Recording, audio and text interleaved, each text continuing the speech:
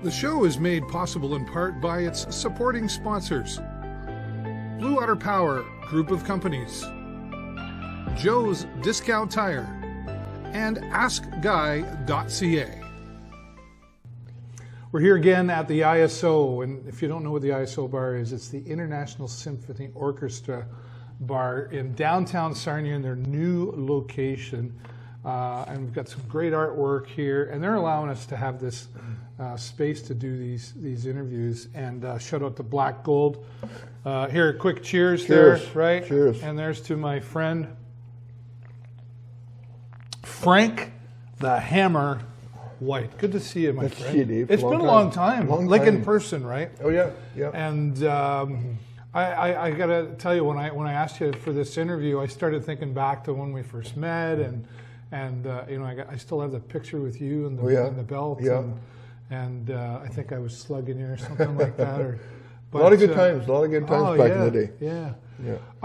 So thanks for being here, because this is, I want to say that most people don't realize that we have a champion right here in our area. Yeah. And I remember when you were going to fight, and there's been a lot of obstacles and battles along the way for you. How old were you your last pro fight?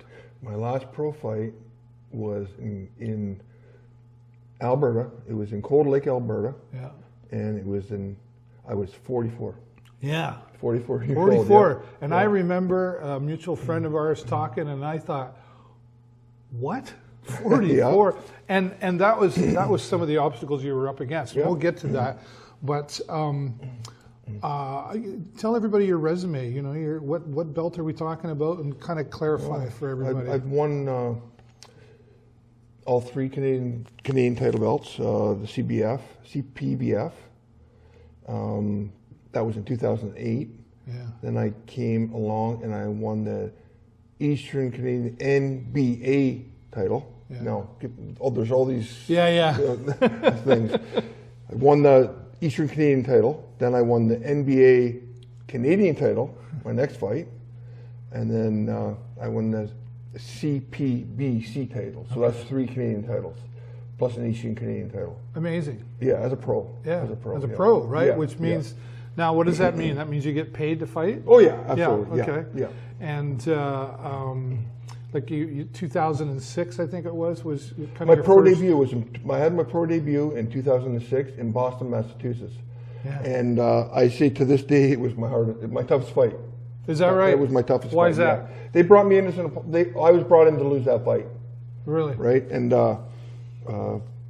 very nerve-wracking. My dressing room was a broom closet. So, you know. Is that right? Yeah. And but you won that fight?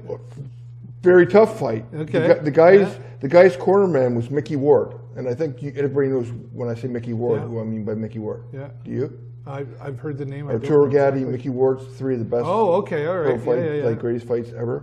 Wow. And he was his cornerman. And it was tough. That had to be intimidating in itself. Yeah, it was.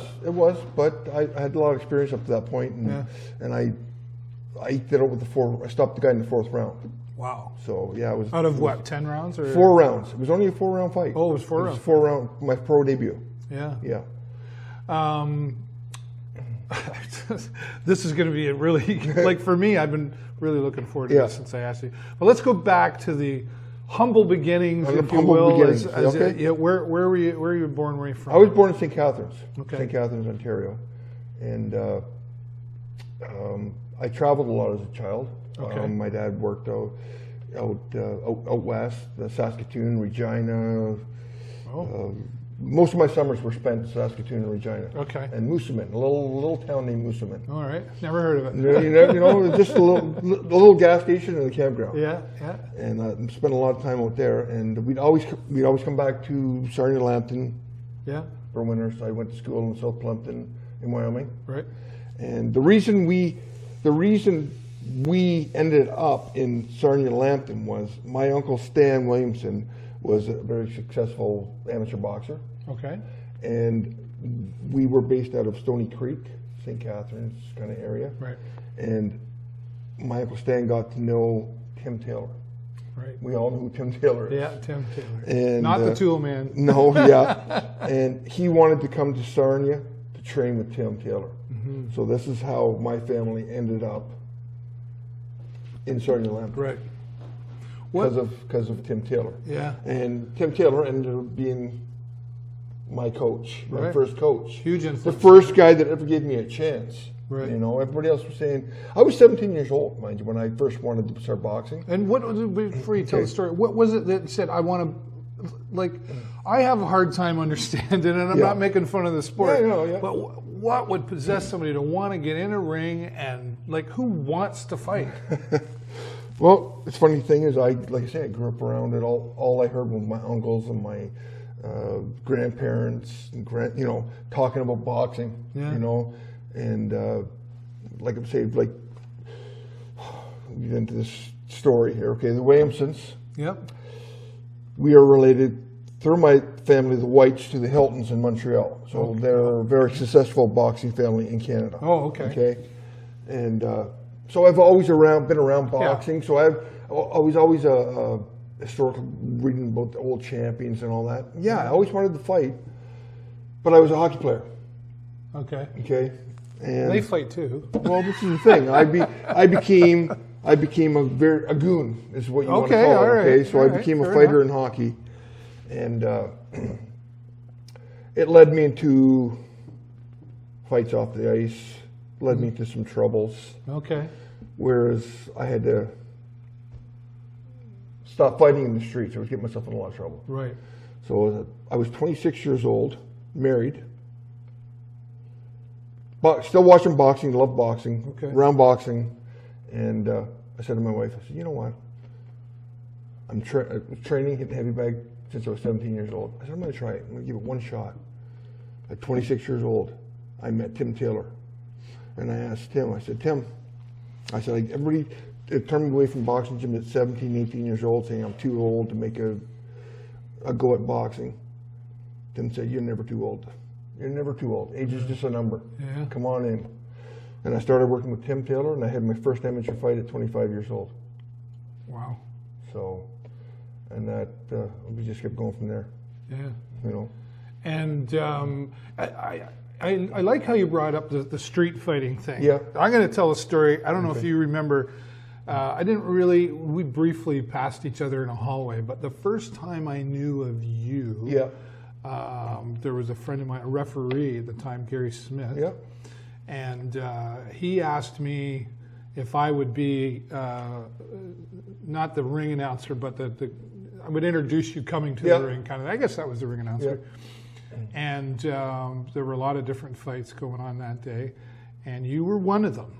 And I remember, and I don't know who it was, but there was a fight just before you, and it was a young fella, and they stopped the fight because he was just going crazy. Like, he was a street fighter. Okay. He wasn't really boxing. He was just fighting. Yeah. And I didn't understand at the beginning. I'm like, well, isn't it a fight? You're just supposed to go. And it's like, well, no, there's some etiquette and there's all that stuff to it. And then, were you like that? No. Did you just went in as a boxer right away? Did you have to give some of that mentality up? Like I said, I was around boxing. I started boxing, learning how to train to fight as a 15-year-old kid. So I was always around it. My uncle trained me in the basement of my grandfather's house for a lot of years. So, I knew the etiquette of boxing. Yeah, okay. I watched all the old champions. As a student of the game, I loved it, So I studied it and I watched it. I knew it's not a backyard brawl. Yeah, you know what I mean? Yeah. So and this was at I would have been you had to have been around 26 or 27 at the time. It was at the old 914 Union Hall.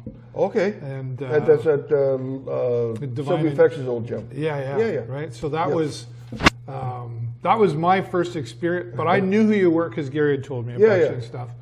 And you were huge. You came out. I was like. Yeah. Why would anybody want to get in front of that guy? But how did you get the name The Hammer? Tim Taylor. Tim gave that Tim to Taylor. you? And it's a funny story how that came about. Tim always named all his always give them a nickname. And I went over and I fought in Hart Plaza in Detroit. Okay. It was one of the hottest days of the summer in June. And I fought a guy by the, I can't remember his name. I can't remember his name now. Anyways, I fought this guy who was a Michigan State champion. And I don't know why he didn't know the experience. His coaches didn't have the experience. He was out in the sunlight. He was shadowboxing. He was warming up. And he was just really putting it out in the heat. And Tim said to me, see that shade tree over there, Frank? Go sit underneath it and relax. This guy's losing the fight right here. Because he's working out too hard, you know. Starting himself out. Yeah, so I went and sat under the tree, and when it's time to come, Tim give me a wave over. Okay, hit the pad, a couple shots. You're good. We're good, and we just destroyed. I just destroyed the guy. Yeah. I think I knocked him out in 50 seconds. You know what I mean? It was boom, boom. Yeah. And so we came back into Sarnia for chicken wings. That was our. We always come away with chicken wings after the fights. Yeah. And he said, I think I'm going to name you. You know Tim, how he. Yeah. I remember. I think you're going to be the Hammer. I said, Tim, no, please don't stick me with a nickname. I don't want a nickname. And you're going to be the Hammer. And he put it in the hand, and it was always in the Observer, Frank the Hammer White. So it stuck with me, you know, and it means something to me now. So why didn't you want a nickname? I just wasn't that type of guy. Yeah, just wasn't that type of I'm guy. Just here. I'm here. Frank. Hi, I'm Frank. I'm here. I don't like talking about myself. Like I said to my wife when I left her, I don't like talking to myself about myself. But I'm going to go do this for Dave because I like Dave, and I've known him forever. Oh, thanks, but, man. I'll do my best. I really appreciate it. Yeah. I get that. that. It's hard to. I don't feel like I'm bragging because I asked you. I personally don't really, personally myself don't really think I accomplish that much when people say, "What the hell are you talking about?" But see, I would. That's my reaction. Like 44. Yeah. Like I'd try to talk you out of it. Oh yeah. Like, what are you doing? You're gonna get hurt or whatever. Yeah. But that was at the end of my career. You know what, Dave? To be honest with you, at that stage, I should have been done. Yeah. But I pushed on. You know what I mean? Yeah. I fought the last guy I fought should never been would have never stood a chance with me 6 years, 7 years earlier. Wouldn't have lasted 4 rounds. Right. Did you win that fight? My last fight? Yeah. No, I lost my last fight. Yeah. And it was my first experience, and I say nothing bad. My first experience with a fighter on dope, like juice. Yep. You know what I'm saying? I hear you. They're stronger in the 10th than they are in the 1st. And wow. We won't mention no names. Okay. Let's talk. I'm going to go out on the edge here a little bit, and hopefully you'll tell me as much as you can. Yeah, absolutely. The boxing world, I don't compare it to wrestling. We know an outcome is determined, but we can't deny the physical side of these athletes that are flip-flopping around and whatever. Yeah. Boxing is also somewhat of a show, right? There's an entertainment aspect to it. More so now than it used to be. Yeah? Yeah. Too much now? Yeah, no. I go by Mike Tyson. Okay. Mike Tyson was my favorite, one of the greatest ever. Jake Paul, we're talking about, right? Yeah. He's good for boxing because people are starting to watch it again. Right. You know what I mean? Yeah, no. By no means is Jake Paul a great fighter at all. Because I back when I was champion, I don't think he'd stand a chance against I was going to say, could you beat him? him? Yeah, I'd smash him. You know what I mean? But that's just the way it goes. So it's bringing back some boxing back a little bit. But, some entertainment side to it and whatever. And but you look at the big like Mike Tyson and stuff. Yeah. Sometimes it's the same guy promoting both sides. How do you mean by that? Like going way back, what's his name? Don King? Don King, Yeah. Like he had both sides going in there. And how does that work? Don King was something special. Well, something special, It doesn't work like that way anymore. Yeah. There's Al Heyman, which is PBS Sports. He has his fighters. He wants his fighters fighting his fighters. And then you got De La Hoya, Golden Boy Promotions. Yep. Then you got Matchroom. They all want their fighters to fight their fighters. It's slowly starting to They fight each other. They're starting to slowly fight each other. Yeah. Like Canelo Alvarez has gone back to Matchroom instead of with. It's a mess, but it's starting to come around. So I guess what I'm going towards, I know there isn't is there a lot of politics in the pro level boxing world, or is it just misunderstood? It's misunderstood too in a certain way, but there is politics. Yeah. It's all in who you know what I mean? Yeah. So I don't want to get into this smashing anybody or anything. No, that's fine. But it's just interesting, kind of a behind the scenes, because I don't think people understand enough about how things are matched up and how things happen. Yeah, and there's matchmakers. There's promoters and there's matchmakers and there's managers, and they all got to come together on money and fight. So.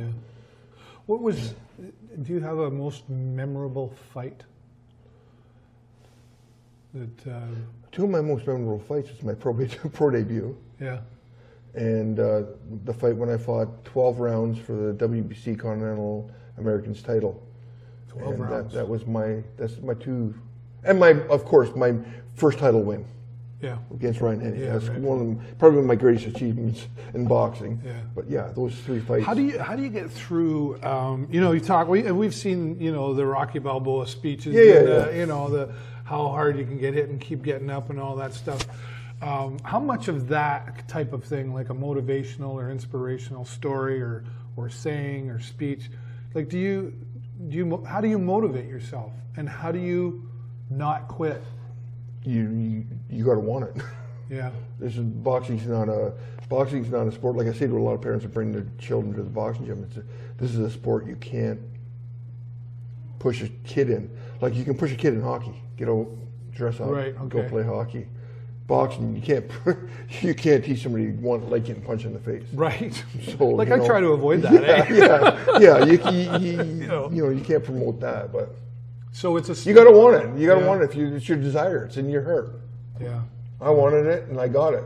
So a lot of people said you couldn't do it. People said I couldn't do it. Yeah. Turned pro at 34 years old. Yeah. Well, that's what I mean. Like as long as I've known you, there's people. You're over the hill at 34. Oh yeah. I won the Canadian title in 8 fights. Right. So. I remember thinking, like I said, I was like, what, 44? But any conversation I've ever had with you. Yeah. There's never been a pause, like, maybe should I, there's just never been, it's like, I'm doing that. Yeah. There's just no hesitation. Like I said, from day one, I said, when I turned pro, I said, I'm winning the Canadian title. And I did. Yeah. Right? So nobody take that away from me. Where's your wife in all of this? She supported me all the way. All the way. All the way. She's never worried about getting hurt and no. You gotta, because that's gonna happen. But I've been with my wife since I've been 15 years old. Wow. And she seen me through a lot of fights on the hockey ice, fights in the street. Oh, yeah. Maybe things I shouldn't be saying, but she knew I could handle myself. Right. She knew I could handle myself. So that was never an issue. Yeah. It's great to have a partner like that. Oh yeah. I couldn't have done it without her. So. Yeah. And do you have kids? Yeah, I have 3 children. Yeah. Frankie Jr. Right. Frankie the third, actually. Oh wow. Yeah. Okay. And Leah, and Michael. And what do they do? Michael is my oldest boy lives in Sarnia. He's a contractor, and Leah is living in Florida. Oh wow. Yeah. Yeah. What's she doing? She's a stay-at-home mom. Nice. With my 2-year-old grandboy who wants to fight. Yeah. Of course. Yeah. And Michael, which is going to be over Blue Water Boxing Club at 5 o'clock. I'm going to be walking over there to train him. He's fighting now. So that kind of segued into my next side of this. This is still in your blood, but in a different way. Absolutely, now. And this is becoming generational. Oh yeah.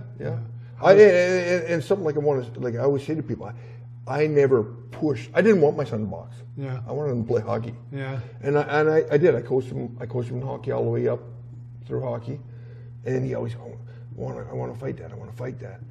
And I never realized that behind the scenes he was always there. Yeah. You know what I mean? He was always in the gym.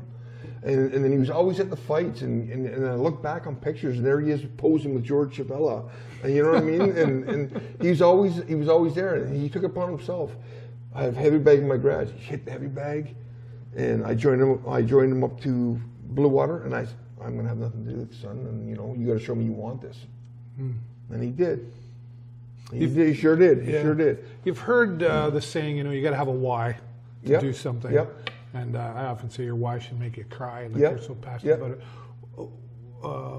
What was your why? To fight? Yeah. I just had it in me, Dave. I fought my whole life. Yeah.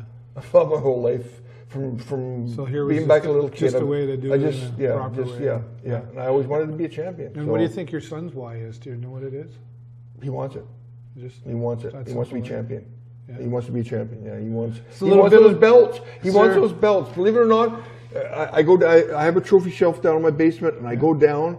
And my belts are always put away, and then I go down, and there they are. They're out there on the couch. Yeah. He wants that.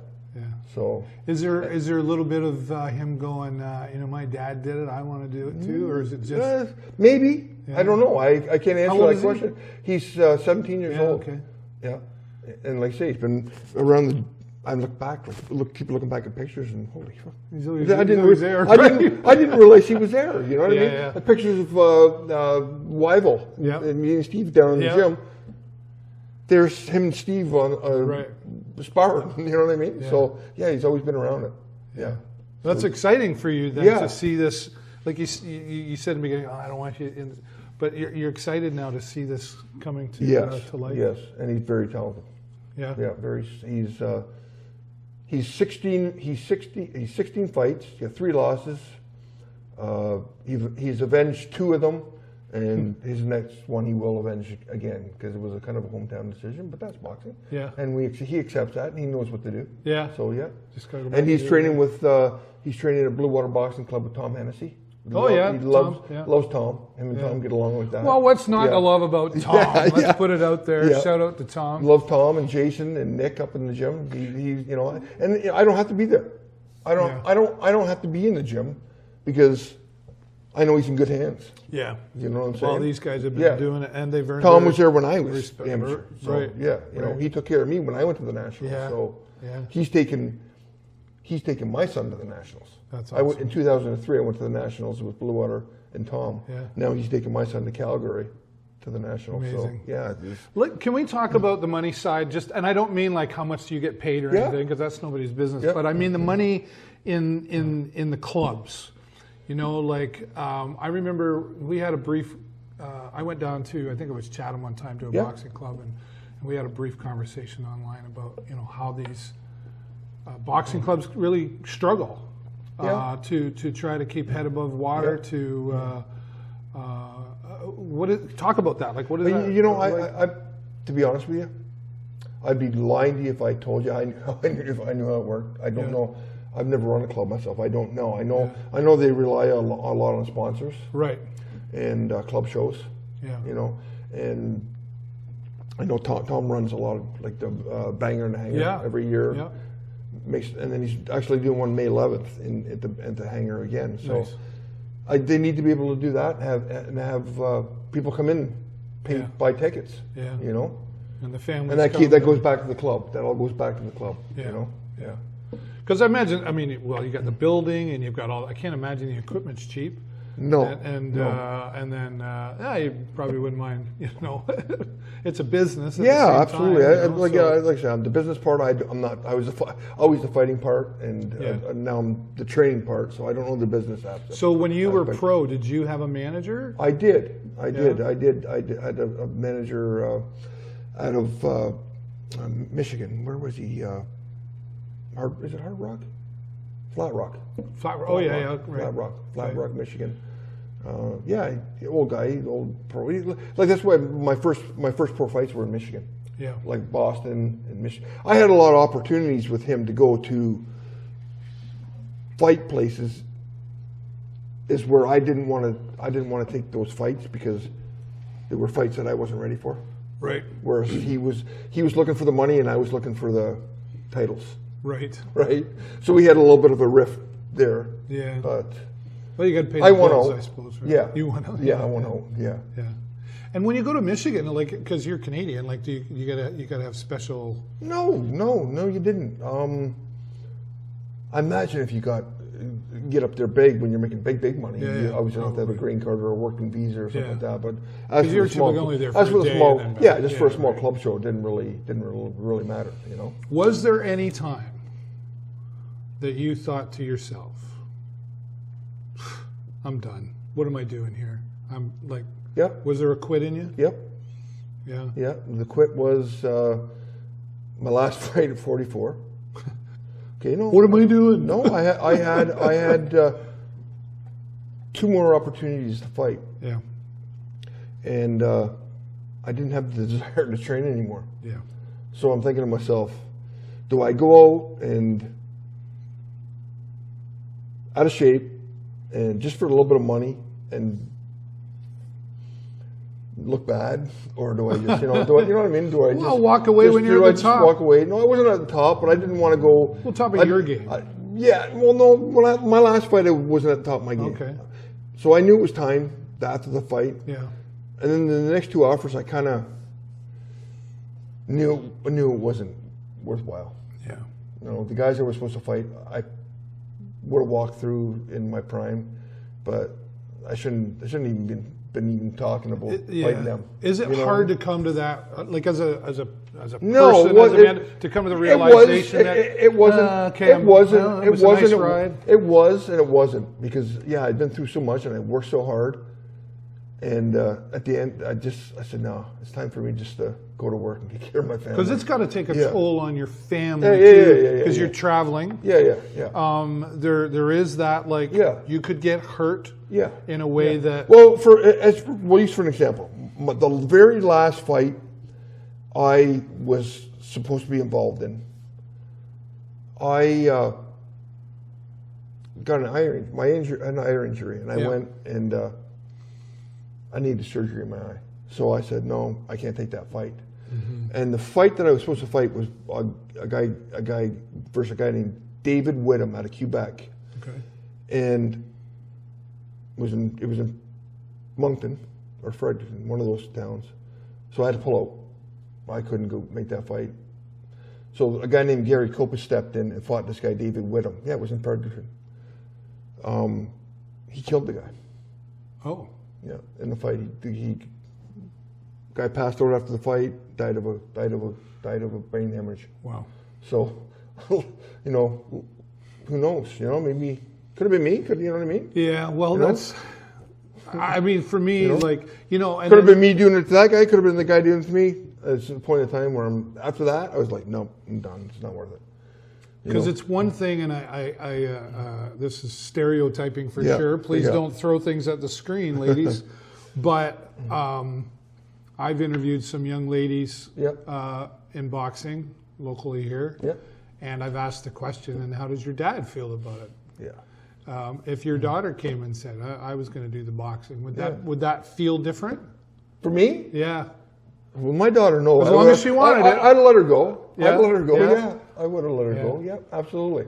That'd be a tough one for me. Yeah, well, it's just that persona, that stereotype. I get it. But, like, I don't want to fight anybody. But you know in the gym. If a kid comes into the gym, I want to box. Okay, you get two free tries, like, and then you want to go after that, then you pay a membership.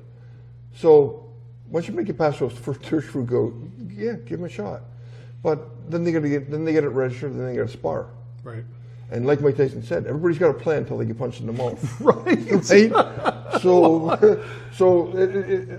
we were laughing about it last night in the gym. Me and Jason Ganey and Nick and that first time you really get that big shot, where the lights come on and you go, ooh, woo, Right. Do I want to do this again? Well, everybody gets it. I tell every boxer that comes up into the gym, you're going to experience that one time or another. And you have to decide after that if you want to continue. How many more do I want? Yeah. Because it's going to come. But no, don't. Because once it happens once, it really, once you get that experience, it goes away.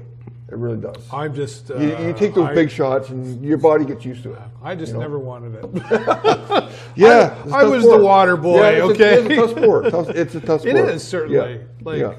and a unique type of person, quite honestly. I think from what I've observed. And from the young to the old. Yeah, absolutely. And absolutely. How old are you now, Frank? I'm 52. 52. 52. Okay. All right. I still keep myself in shape. Good shape. I don't want to fight no more. Yeah, no. But I keep myself in shape to be able to get up and work with the kids.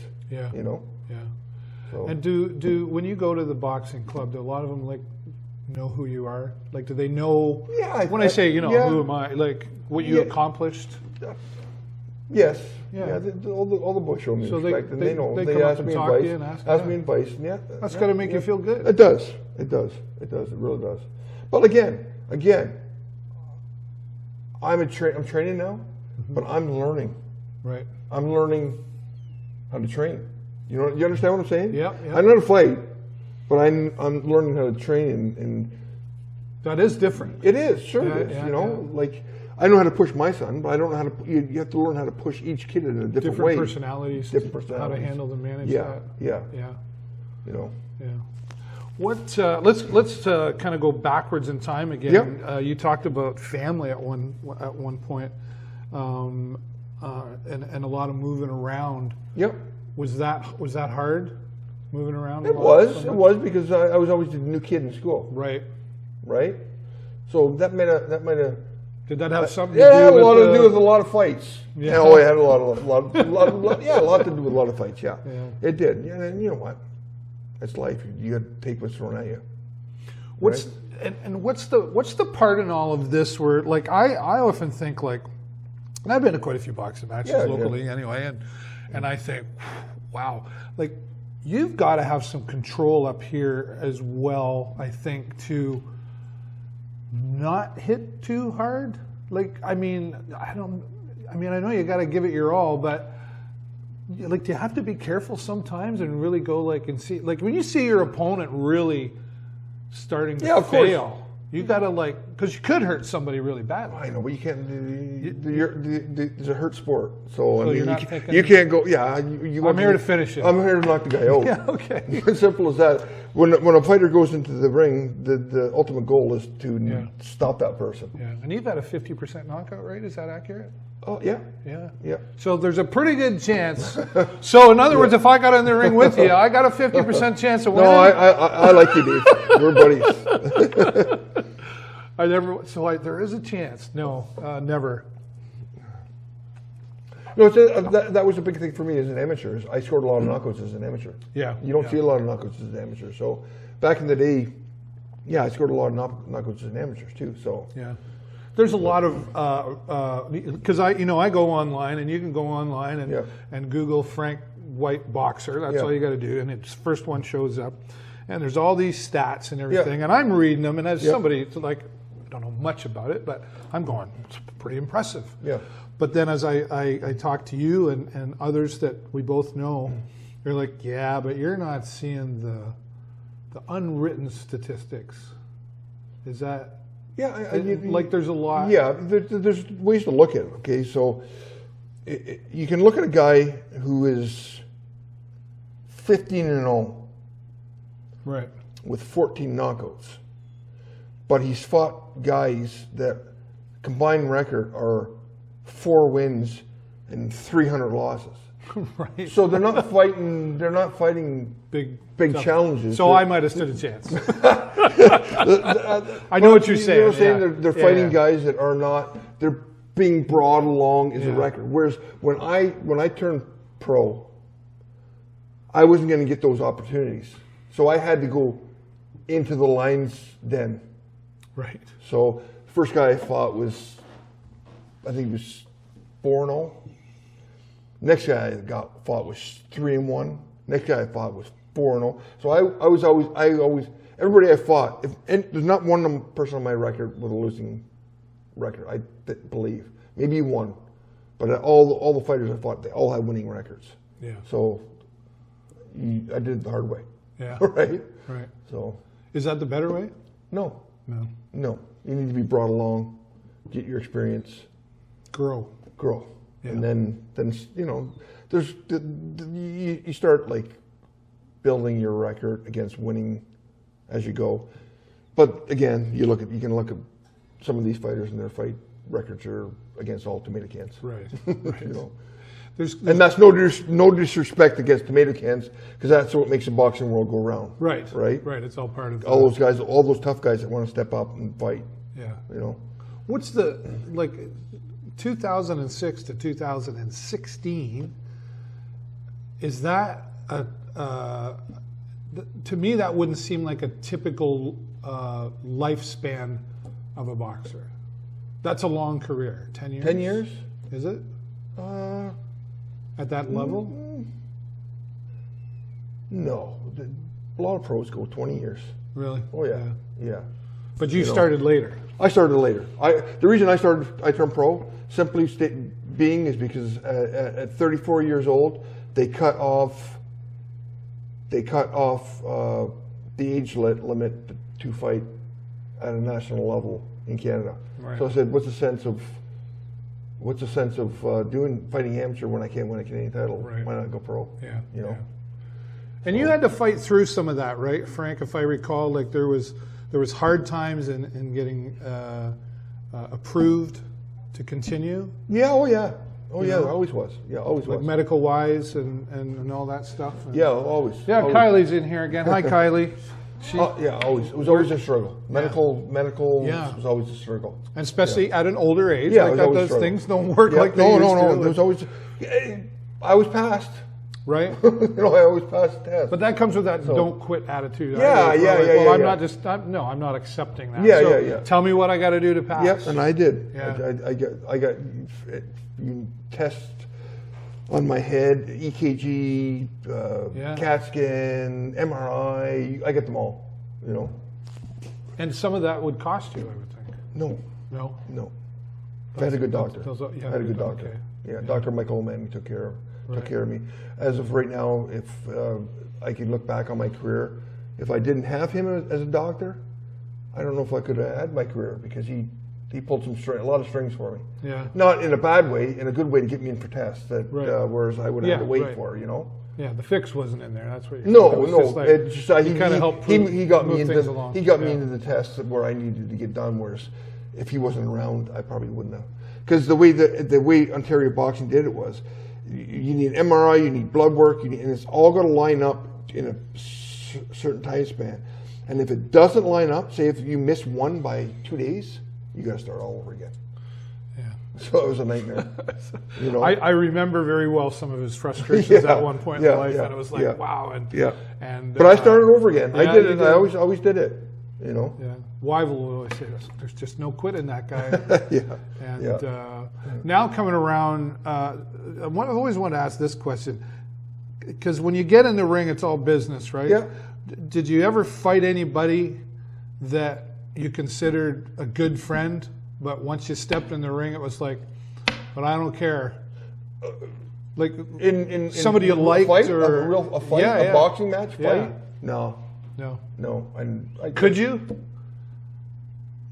Yeah, I could, but I didn't. I didn't ever have to. Yeah. You fight guys, and I fought Ryan Henney 3 times. I had respect for him. Right. But I wanted to beat his ass. Right. I wanted to knock him out. Well, you're there to win. And I told him that. You're not there to sort of win. They flew me a press conference for the last fight. I said, Ryan, I'm coming to knock you out. Simple as that. So you can be all friendly as much as you want. I have a job. I'm coming to knock you out. So he didn't like that. He kind of intimidated him a little bit, right? Yeah. Because he never showed up for the last press conference before the fight. Well, I don't know. I wouldn't want to face you either, honestly, Frank. I'm glad you like me. Yeah. But so that was a lot of great memories fighting. I've been right beside that ring when you're swinging, and I hear the connect, and it's like, wow. Yeah. I always had There's a reason you're the hammer. And I was always loud too. I always was loud. Like grunting. Yeah. I try to get my son has a little bit of it, and I'm trying to. And he's okay. He's not bad. He's not bad. But so you have what was your style of fighting? Was it orthodox or was it? I was an orthodox fighter. Yeah. I could fight southpaw, but I couldn't move southpaw. Yeah. And I'm teaching that to my son right now. I said, you can throw southpaw in the bag. Try moving southpaw. Moving around. Like, moving, oh, I see. like moving. Yeah. You know, it's not very. So no, I never ever fought softball, but I could throw softball, but I never fought softball. Yeah. You know, but. Do you like the Rocky movies?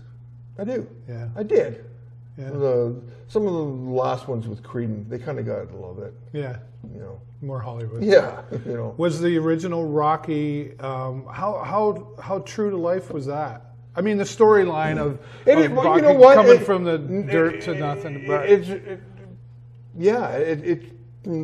training. a lot from the old fighters in the United States, the old style fighters coming for For me, no. Yeah, I didn't come from the streets, you know what I mean? You didn't run up the stairs there's no statue of you in your front yard? No, I ran Ipperwash Beach, and forest in Wyoming, you know what I mean? So your hometown, you're in Wyoming? I'm in Wyoming. Right? I grew up in Mauritius Corners and moved out to Ipperwash. Yeah. Lived there for 10 years. And I drive back and forth every day to the gym. Yeah. And I'd get home and I'd run either in forest or on the beach. And then when I moved into Wyoming, I just ran in Wyoming. Now, obviously, family's been a big part of the support. We talked about that, your wife, your children, and your family. Oh, my whole family, everybody. You know? What about the community and the surrounding community? Oh, yeah. Supporting you, because I remember, I interviewed you, I think, before you went off to go do the championship. And it was people around you were really supportive, and they knew what the story was.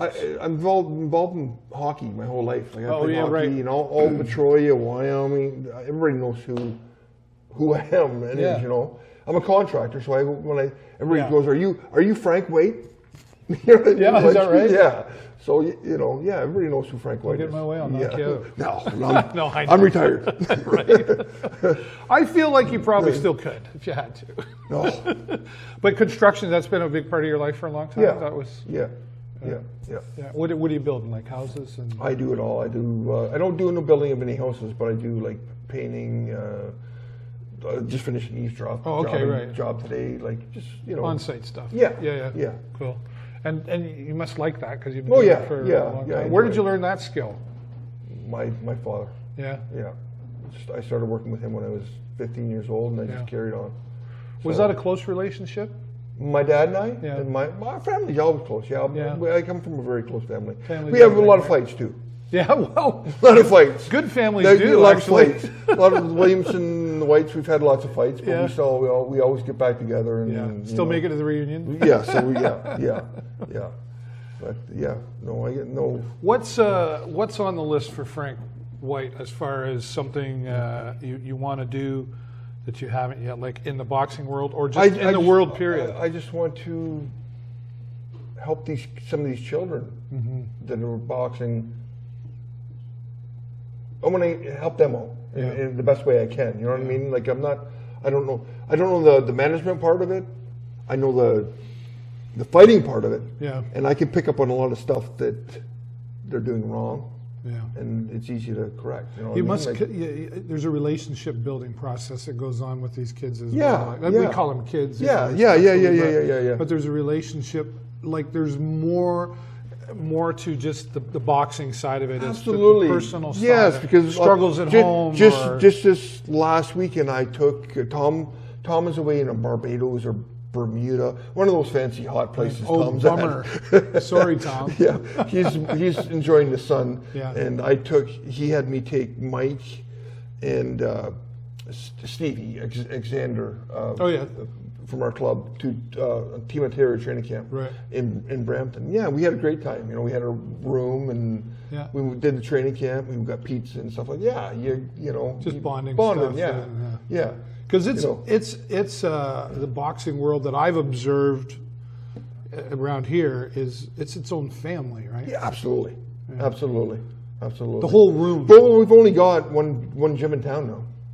Like there's only Blue Water Boxing Club. Oh, is that right? I mean, there is other clubs like the Forge, and I believe there's another one, but they're not involved in Boxing Ontario. Oh, okay, all right. So the only gym really is Blue Water Boxing Club. And will you be at Banger in the Hangar? I'm not fighting, but you'll be there. Absolutely. Would you do you ever get asked to do like exhibition fights? I don't. Could we put you and Wyville in a ring? Because I'd pay to see that. No, we did that. We're done. We're done. You did that before, though. Yeah, Steve was sparred with me many many rounds. Yeah. We had a lot of good times, and we're both. His knees are done. Yeah. My hips are done. Yeah. I tried to start jogging again, and I did it for 2 days, and then I just no. So I just. Do you still ride? I walk. Yeah, I ride as much as I can. Yeah. As much as I can. We never rid together. We got to this summer. Okay, 100%. 100%. Sure. I always follow your rides when you do your. Oh yeah. Oh, yeah, my little. I'm always watching those. Yeah. Yeah. Yeah. I've had some out east and out north, and we'll do that for sure. Absolutely. What else are you doing? So you're riding a motorcycle, but outside of everything else, what is Frank doing? Between work, boxing, and the wife. Yeah. Doing what she wants to do. Not much else. Yeah. What does she want to do? What is she doing? Is she taking more advantage of your time now than she did when you were boxing? Well, unfortunately, my wife has MS, and she isn't. She is not as mobile. Mobile. Yeah. So when we go on vacations twice a year. Good. She loves to cruise. Yeah. So we're planning our next cruise right now. Cool. Where are you going? I don't know. We went on MSC. Our last cruise was MSC Cruise Lines. Okay. And we were supposed to go to Bermuda. Oh. But no, they took us to Florida. Okay. We just did our first cruise. It was don't great. go MSC. No, we did Norwegian. Yeah, they're supposed to be good. And MSC was horrible. They took us from Brooklyn to Florida, and then. I don't think of Brooklyn when I think of a cruise. No, but I get it. We drove there. Yeah. And then we went to Florida. It was terrible. Yeah. Horrible cruise. Well, lesson learned. Yeah, lesson learned. Never again. We loved Norwegian. But it wasn't just us. It wasn't just us. It was the whole cruise. Everybody wanted their money. But we got a money rebated back to us because it wasn't the cruise we wanted. Right. So. Okay. So we're going to do a little more traveling while you can. Yes. And cruises are fun. She's got her little scooter. Yeah. So. And do you get down to Florida to see a daughter and grandbaby? We should be in Florida right now. Oh. But we're not because Mike is going to the Nationals. Right. In March. We're leaving on March 18th. So I couldn't fit it in. And where's that going to be? Calgary. Yeah. Yeah. That's great that you can go and be there and see through your eyes what's happening. Yeah. Well, like I say, I'm there. I'm with Mike. Yeah. I'm coaching Mike. I'm helping Mike. But Mike's coach is Tom Hennessy. Yep. He's the guy he listens to. Yeah. So. Do you ever struggle with that? No, I don't. Tom's awesome, but as a dad, you kind of want to step in and say something. No, I don't struggle with that because I was a fighter and I know. You learned, right? I know, and like I say, I'm good with it. I'm very happy with it, to be honest with you. Yeah. So I step back and like I say with Tom and I usually I'll put my 2 words in, but Tom's with him every day. Does Tom come to you and ask you? What do you think? Or this is what I want to do? No. He will. He does. He gives me. Tom, he knows. He knows, and we know each other well. So it's all good. It's all working out perfect. Aside from likely wishing you'd started pro sooner. Yeah, you know what? I really do, and I look back. I should have turned pro in 2003. That's 3 more years. Yeah, and that's a But then again, you got to look. I got to look too. When the champion at the time was Troy Ross, who was a really, really good fighter. So maybe the Lord works in mysterious ways. Well, I guess, maybe He brought me along in the proper time, right? Yeah. Might not have been my time then. Yeah. So it all worked out. You've had a great career. I wish I had fought Troy Ross. I'm not saying I would have won. I always like to challenge myself, but I had a great career for what I had. Like, I mean, turn an amateur at 25, 26 years old. Right. So when everybody said don't do it, and you can't do it. You won't do it. Yeah. People told me at 17 I wasn't going to do it, and I got married at 23. Yeah. And then 2 years later I had my first amateur fight. Right. Who knows? With a family. Yeah. Already. Well, it's been a pleasure to watch. I have watched from afar, I know. And I'm proud to have been a small piece around it when yeah, you were having the big champion success. You are a champion of champions, my friend. Thank and I you. really do Thanks for appreciate. I having know me. you don't do interviews anymore. I don't usually know. And I really appreciate Yeah, the. when I got the message from Dave, I said absolutely. That's Anytime. awesome. Appreciate it. Yeah. If you've enjoyed this interview and you've got questions for Frank, put them in the comments below, and I know he'll get back to you and respond for sure. But Absolutely. Thanks as always for watching, everybody. Thanks again to the ISO Bar for allowing us to be here. And with Black Gold, we thank them as well. You. We're probably going to enjoy some more of these.